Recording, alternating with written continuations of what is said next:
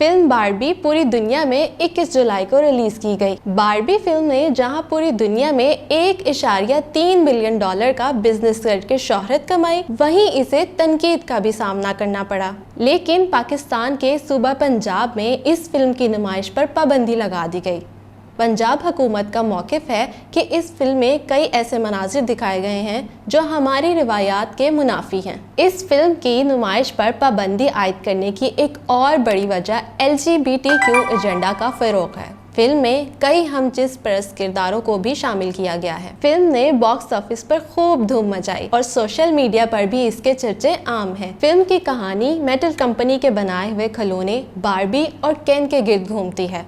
ये फिल्म एक feminist agenda पर काम कर रही है।